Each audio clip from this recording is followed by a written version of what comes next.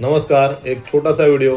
जेव्हा शुक्र महाराज जातकाच्या कुंडलीत प्रथम भावात किंवा 12व्या भावात असतील, तर अशा व्यक्ती या आनंदप्रिय, खर्च करणाऱ्या बऱ्यापैकी आणि कुठल्याही प्रकारे कुठल्याही गोष्टीमध्ये छोट्या गोष्टींचा विचार न करता प्रत्येक गोष्टी कशी मोठ्या स्वरूपात करता येईल असा विचार करणारे असतात.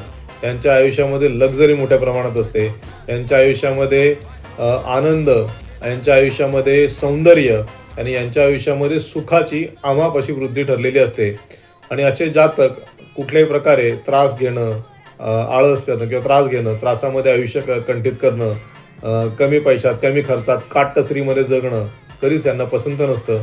आणि ईश्वराच्या कृपेने पृथ्वीवरील सर्व प्रकारचे जे सुखोपभोग आहेत त्या सुखोपभोगांचं यांना प्राप्त होणं हे क्रमप्राप्त असतं आणि हे असे सुखोपभोग करताना निश्चितपणे दिसून येतात. धन्यवाद.